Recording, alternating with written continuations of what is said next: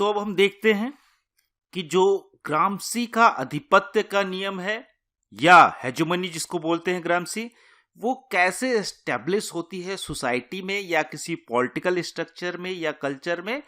तो इसमें कौन लोग या क्या परिस्थितियां, जो सिचुएशन है या सर्कमस्टेंसेस हैं, वो क्या हैं, कौन लोग इसको आधिपत्य को स्थापित करने में हेल्प करते हैं। यहां पे ये कहते हैं क्लियरली कि रोल ऑफ इंटेलेक्चुअल्स, कि जो इंटेलेक्चुअल्स हैं, जो बुद्धिजीवी हैं, बुद्धिजीवी उनका रोल क्या है। क्योंकि ये दो तरीके से बांटते हैं समाज में लोगों को। कहते हैं एक तो फिलोसोफर होते हैं, फिलोसोफर्स या दार्शनिक। इनके अकॉर्डिंग दार्शनिक कोई भी हो सकता है। हर व्यक्ति के अंदर एक दर्शन है, हर व्यक्ति के अंदर एक आइडिया है, लेकिन जो उस दर्शन के ऊपर काम करके जो दूसरों को इन्फ्लुएंस कर सकता है, वो बुद्धिजीवी कहलाता है।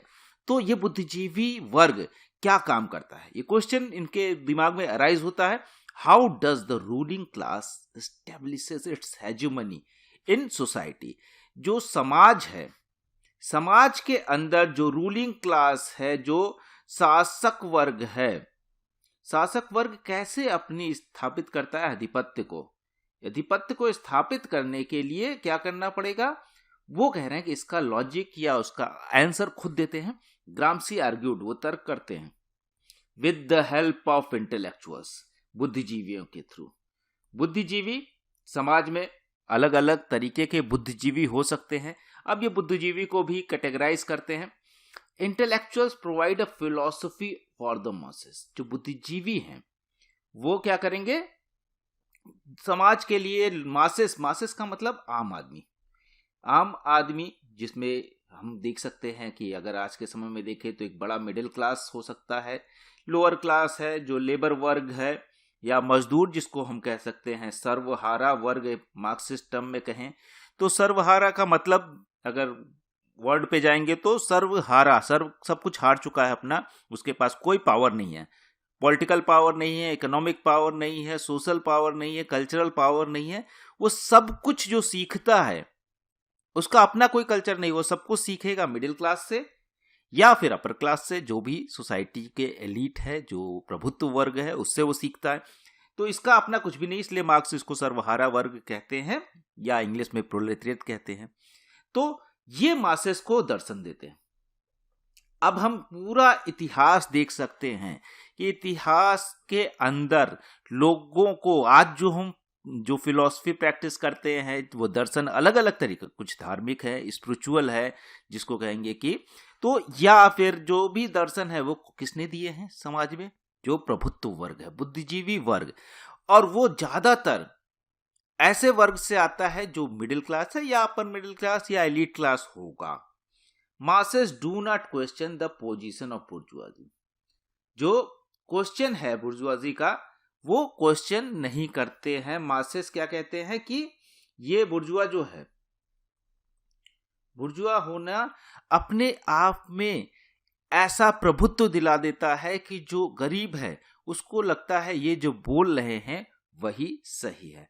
तो ग्राम्सी इसको बहुत अच्छे से समझाने की कोशिश करते हैं, क्योंकि जो मार्क्सवाद का जो क्रिटिसिज्म लाते हैं ग्राम्सी, वो इसी आइडिया पे बेस्ड है।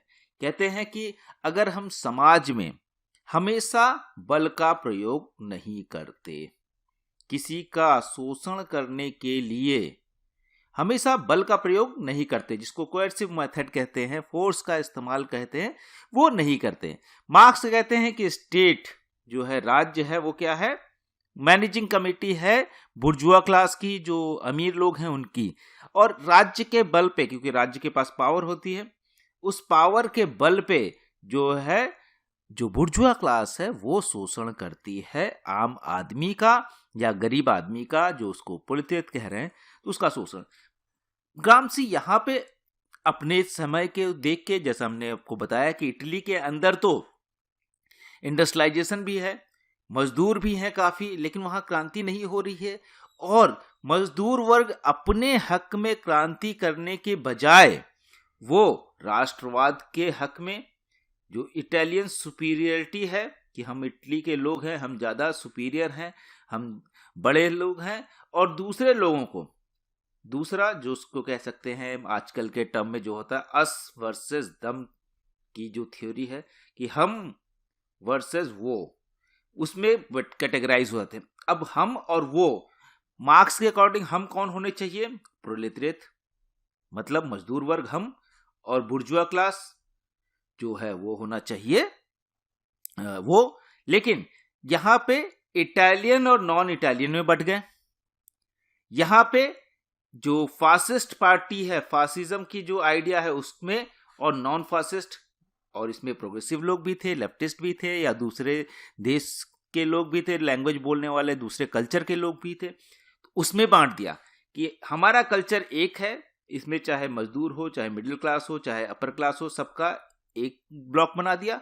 और दूसरे का जो उसमें मजदूर भी है, किसान भी है, और दूसरे वहां के अमीर भी है, उनको दूसरा ब्लॉक बना दिया। ये जो ब्लॉक बिल्डिंग का काम है, ये बेसिकली कर रहे हैं इंटेलेक्चुअल क्लास, ग्रामसी के अकॉर्डिंग। तो यहां पे ये कहते हैं कि इटली में तो मार्क्स की जो थियरी है, जो सिद्धांत है, वो सही से इंप्लीमेंट करने पे सेम रिजल्ट नहीं दे रही। तो ये साइंटिफिकली थोड़ा सा कंफ्यूजिंग है मार्क्स की थियरी। इसके लिए अपना नई सिद्धांत लाते हैं, जिसको हम कह रहे हैं कि इंटेलेक्चुअल का रोल बताते हैं हेजेमनी में। ग्रामसी कैटेगराइज इंटेलेक्चुअल्स इन 2 कैटेगरी। अब ये कह रहे हैं कि 2 तरह के इंटेलेक्चुअल्स होते हैं। बुद्धिजीवी कितने प्रकार के हैं? 2 प्रकार के। पहला क्या है? फर्स्ट, द ट्रेडिशनल इंटेलेक्चुअल, जिसको हम कहेंगे पारंपरिक बुद्धिजीवी। अब ये पारंपरिक बुद्धिजीवी कौन है? पारंपरिक बुद्धिजीवी का मतलब ये है जो पुराने समय में अपने ज्ञान के लिए या अपने लिए कुछ कर रहे हैं, जो नए आइडियाज तो लेके आ रहे हैं, लेकिन वो आइडियाज जनता इंप्लीमेंट करेगी, जनता उसको मानेगी, या उससे क्या बदलाव होंगे, इन सब चीजों के बारे में बहुत ज्यादा नहीं सोचते हैं। तमाम सारे फिलोसफर्स देख लें, जैसे हेगल को हो गए, या इस तरह से बहुत सारे लोगों ने फिलॉसफी दी। तो अगर हम देखें प्लेटो तो फिर भी क्योंकि कोशिश भी करते हैं, या दूसरे लोग, बहुत से ऐसे थिंकर हैं जो कोशिश नहीं करते कि बदलाव हो, वो अपनी थ्योरीज दे के चले जाते हैं। जैसे आजकल के अगर हम देखें बहुत से प्रोफेसर्स हो गए, या ऐसे बहुत से लोग हैं जिनकी थ्योरीज हम पढ़ते हैं, तो ऐसा नहीं कि उन्होंने कोशिश की बदलाव लाने की, उन्होंने थ्योरीज दी, जनता को मानना है माने, नहीं मानना है ना माने। तो इस तरह के जो इंटेलेक्चुअल्स हैं, जो बुद्धिजीवी हैं, उनको हम कहते हैं पारंपरिक। जैसे तमाम सारे साइंस के, जैसे साइंटिस्ट हो गए, इकोनॉमिस्ट हो गए, हमेशा वो कोशिश नहीं करते कि जो वो थ्योरी दे रहे हैं उसको लोग लागू भी करें, या उसके लागू होने के लिए कुछ काम करते हैं। या लिटरेचर की थ्योरीज आती हैं, तो ऐसा नहीं है कि समाजशास्त्री, सोशियोलॉजिस्ट भी बहुत से ऐसे हैं जो नई नई थ्योरी देते हैं, लेकिन कोई जरूरी नहीं कि उसको इम्प्लीमेंट करने के लिए भी उतना एफर्ट दे वो। तो उनको हम क्या कहते हैं? ट्रेडिशनल, पारंपरिक बुद्धिजीवी हैं, जो अपना काम करते हैं। जैसे हम देख सकते हैं कि बहुत से ऐसे लोग, जैसे जो अब्दुल कलाम को भी देख सकते हैं, वो इंटेलेक्चुअल्स हैं, बहुत काम करते हैं, अपना काम करके जाते हैं, अब जनता को बीच में आके बहुत कुछ नहीं करते। या दूसरे लोग भी ऐसे बहुत, अमर्त्य सेन हमारे यहाँ से नोबेल प्राइज लेते हैं। ऐसा नहीं कि वो जनता के बीच में आके उस चीज को, अपनी थ्योरी को इम्प्लीमेंट करने के लिए कोई ऑर्गेनाइजेशन बना रहे हैं या कुछ काम कर रहे हैं, ऐसा वो नहीं कर रहे हैं। या जैसे तमाम सारे, हॉब्स को देख लें, हॉब्स भी अपना आइडिया देते हैं, लॉक भी अपना आइडिया देते हैं। तो ये जो लोग हैं, ये इस तरह के आइडियाज तो दे रहे हैं, लेकिन उसको इम्प्लीमेंट करवाने के लिए बहुत कुछ नहीं करते। तो उनको हम ट्रेडिशनल, क्योंकि, और ये हमेशा से चला रहा है, चाहे वो बायोलॉजी के सिद्धांत हो, चाहे जूलॉजी के सिद्धांत हो, केमिस्ट्री के सिद्धांत हो, या तमाम सारे गैलीलियो, या इस तरह के तमाम सारे एग्जाम्पल मिल सकते हैं। दूसरे तरह के जो इंटेलेक्चुअल्स हैं वो हैं ऑर्गेनिक इंटेलेक्चुअल्स, जिसको हम कहेंगे संगठनकारी। संगठनकारी जो है बुद्धिजीवी, और ये भी बुद्धिजीवी हैं, ये भी नए सिद्धांत ला रहे हैं, नए प्रिंसिपल्स की रचना कर रहे हैं, नई थ्योरीज बता रहे हैं, लेकिन इन थ्योरीज के बेसिस पे ये लोगों को मोबिलाइज करके समाज को बदलने की कोशिश करते हैं। तो